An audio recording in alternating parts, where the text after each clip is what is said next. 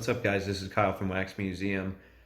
So some of you have already listened to episode 127 where I gave my national recap. And as a part of that recap, I said, I've got so many cards I want to show off. I'm going to make a YouTube video. So here, this is that video. So if you haven't listened to that episode, that might give you some context for these. I'm going to try and give you a little as I show them, but that's going to have some of the bigger stories in it. And then some of these cards I can go through real quick. As you can see, I got a lot of stuff here. Some of it you can't see. Some of it doesn't even fit on the mat. And I want to say, I have a whole section here, a lot of stuff that people were giving me throughout this show, and especially, a close group of friends, or they brought to this show for me, like Jake, 90s B-ball cards, Kukoc, ITB, Kyle Clips and Vols, and so on and so on. And there were just other guys that were just giving me stuff. So I'm not going to show you every insert and every little thing, but I am going to give you a real quick sample of some of the stuff. So like Jake Roy opened these magnets on his episode, so he gave those to me. The Pacers, those are going on, probably not in the fridge. I don't know if that's going to be approved here, but at least the filing cabinet. So those, I like those a lot. So like Jeff Foster, Finest Refractor, TJ Warren Blue, they know the kind of stuff that I like. Pacers, Finest, Jeff Foster, Blues, right? Here's a Jonathan Bender Refractor. This is a retro to the 57 set that they did in 2007. Here's a Finest Refractor.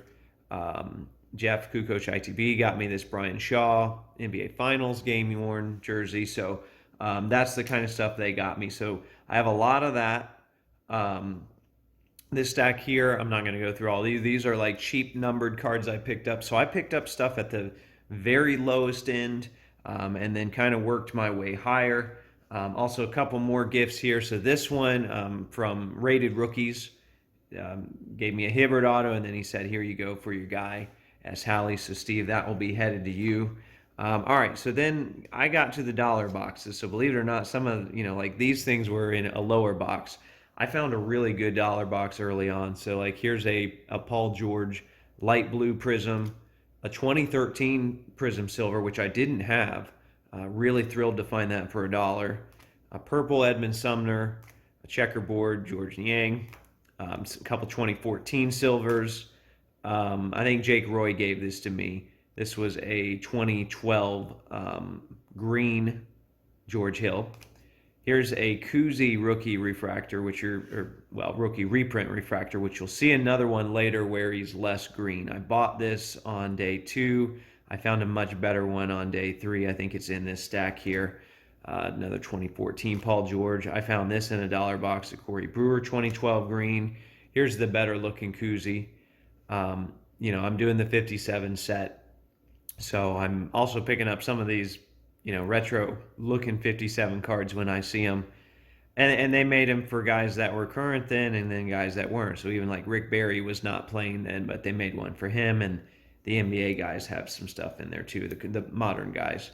Here's an Okafor rookie number to 50, Antonio Davis refractor, Jermaine O'Neal out of 35, Ray Allen Topps rookie from a dollar box, Losky, Cliff Hagan, Yee. This is my third Danny Granger blue prism. 2 of them I've found in the wild, but especially for $1, I cannot pass that up. This is the vintage parallel from Grand Reserve. So the regular, this was a white background. The vintage is more of an off-white. Not worth a whole lot, but definitely worth more than $1. There was a Drummond rookie in there, and then this early Akeem. So that was some of the dollar stuff. Had a lot of fun finding that. All the stuff that's in the card savers were from the same area, so that was just a really good area. Okay, some $3 stuff. I'll have to check. I believe this is Rick Carlisle's first card. I'm hoping because I have this, I'm hoping he didn't have one in 84 star. But Carlisle didn't get a lot of actual cards in his playing days, so he's our coach again. I saw that I had to get it $3, not bad. A Rick Smith's Finest refractor. A Billups rookie. I think Billups will be in the Hall of Fame. So trying to grab his chrome stuff when it's cheap. I mean, I was grabbing them when they were 7 or 8 at one point, so I'll gladly grab one at 3. This was part of a bigger lot that I picked up at Jeff Foster, Hoopla Plus. You see that there, Hoopla Plus, and then the front surface is different. So shout out to Mike, the Glen Rice collector, and Ryan Sandberg collector that helped me track that down. Some more smaller stuff here. So there's also some stuff that guys gave me at trade night. So like Artie, the Keith Van Horn collector, there's Lake Show 30. He's a Julius Randle collector. Those are both really good guys. I hope I'm not butchering any of their usernames. Really enjoyed talking to them. So that this was part of the cards that they gave me. They both walked up to me at the same time and bearing gifts.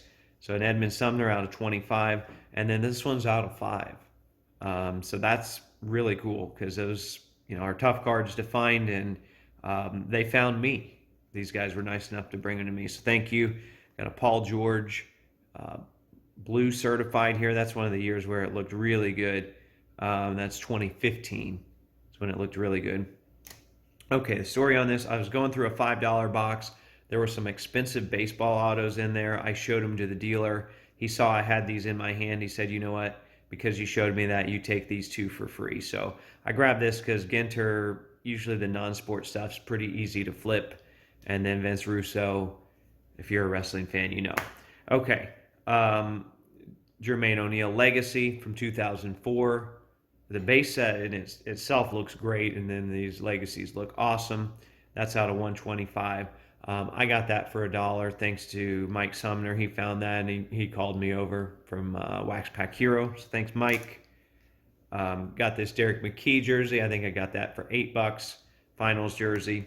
Bill Sharman on card autograph. Got that for 15. This was a gift.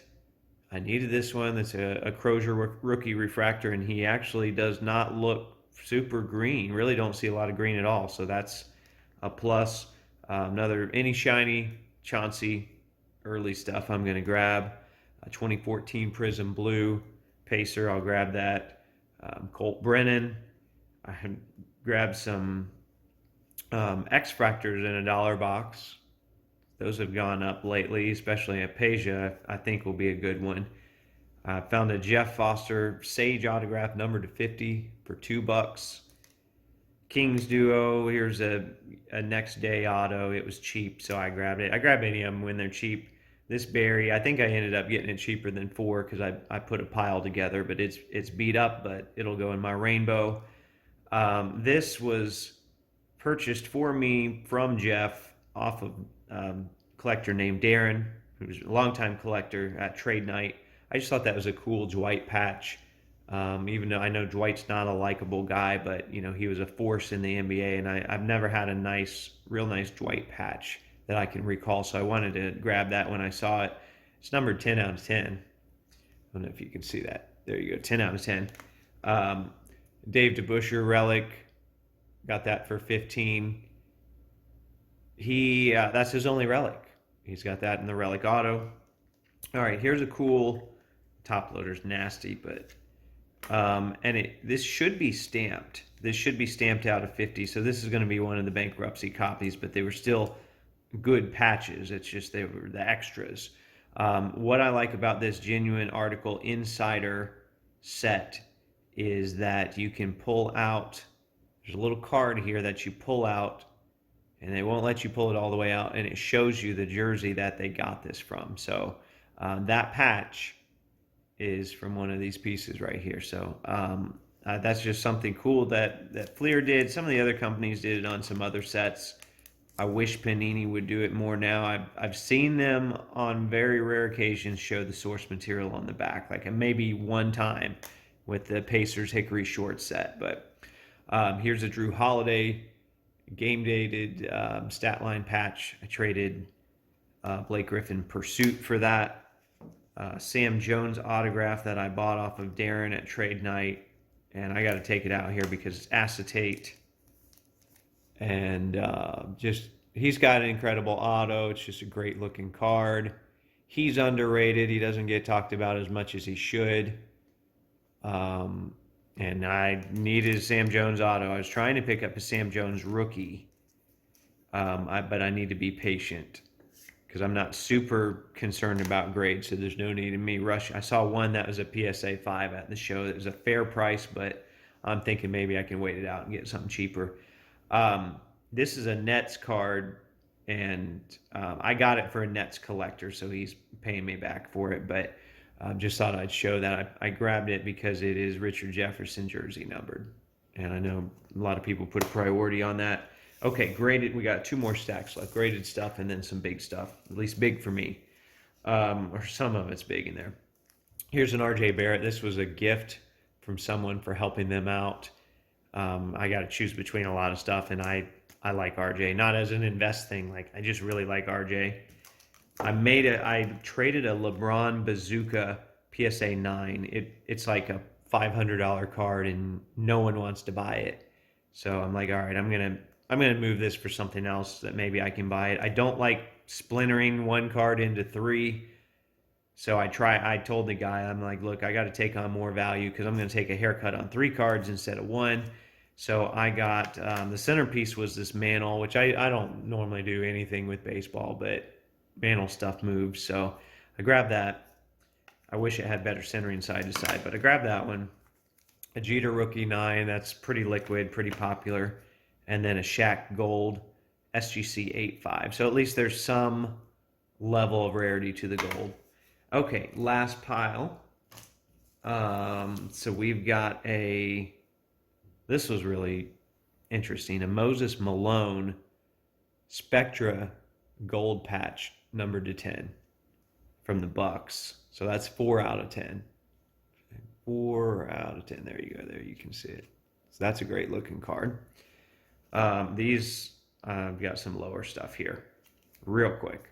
I was showing someone, I bought some blues and I was comparing them for them. These are my favorite two blue sets, 2013 and 2014. I'll grab them when they're cheap. Lance Stevenson, stained glass. I believe this is the gold. One of the years had gold, I think, and one didn't, but I believe the 2013 is the gold because I think a lot of these are green on the bottom otherwise. So that's the gold. I found that in a dollar box. Very excited about that. All right. Oops. Kyle Lowry, which I figure he's going to move here soon. Probably will by the time this airs. Kyle Lowry, luxury box rookie, jersey numbered 1 out of 9. It's not PC. It's something I will be moving. I'm in it kind of higher than I probably should be, but I like to rescue rare cards when I see them, or low numbered cards, or stuff like that when I see it. So that was unique enough. I'm like, you know what? I'm going to try and put a stack together and deal for that. So I did. This was part of that same stack. It's not worth a lot, but numbered 8 out of 15. It'd be something I just kind of sit on. Grabbed this Marc Gasol for $2. Some of the optic pinks. You don't see those a lot. They're out of 25. This I got with a couple other cards for $10. So ignore that sticker price, but I didn't have this one. So, or at least I don't think I do. I don't remember having it, so I went ahead and grabbed it. Nice on-card autograph. Baseball card, Michael Fulmer. This was $5. I saw it. There's Tiger fans around me at the show, so easy. Probably an easy flip.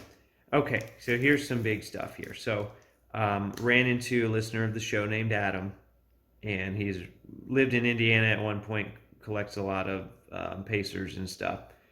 And he said, look, I've got these 3 cards. He gave me a very generous deal on them. I told him, I said, I'm probably going to move one of them at least, even though he gave me a really good price on them, just because there are duplicates. But he sold me 2 of the 225 RPAs, and then another one of the golds, which is funny. I traded for a gold at the 2019 show, numbered to 33. So now I have 2 of them. I got them both at the Nationals, so that's pretty cool. Okay, 2 big ones. 2 big ones. Or 3 big ones. There's a third card in here. So I lost this in December of 2020, or one of the 13. And it's just something different. A sneaker from John Havlicek. You don't see that often. You definitely don't see it from guys of that era. I don't even think Panini got both shoes. I think I've tracked it down to the Heritage Auction where they got this. If I did, I might do a video about that later. But I saw this the first day. I ended up coming back for it the third day. And I felt like the dealers worked with me and gave me a fair price. And this is a thick card, too. It's a real thick card. But got a piece of a shoe in it. You just don't see that stuff out there. So definitely wanted that. All right, here's a Reggie Miller autograph from 2003, numbered to 31. It's got a little bit of damage here, but I'm not picky when it comes to stuff that's really rare. I got this in a trade from Justin, 610 Sports Cards. He was incredibly generous to me. He got it. I thought he got it for a really good price, and he basically said, well, I'll pass that on to you. Just get me some equal value in trade. So he did that. He was very generous to do that for me because he could have gotten more out of me, but he knew this is a big PC card. So there you go. And now one even bigger Reggie Miller, which has got a really, really long story. I won't tell it here. That one you definitely have to get on the podcast. But it's one I wanted for a long time. I should have taken it out of the sleeve here so you could see the hollow foil and how it looks amazing with this card. But this is a Reggie Miller patch, numbered to 75, but they don't show up. And wanted one for a long time. You'll have to listen to the story on the show, but I finally got it. So I think I got everything. I had cards everywhere when I came home. I tried to get them all in one spot and show you what I got at the National. I had a blast. I'm wore out. But now I get to sort this stuff, put it in all my binders. So it will give me more entertainment value. Some people think that's work. It is, but it's also entertainment value. And I hope this video entertains you. So let me know in the comments which card you liked the best or what you think about my pickups. As always, new episodes every Thursday. I'll talk to you later.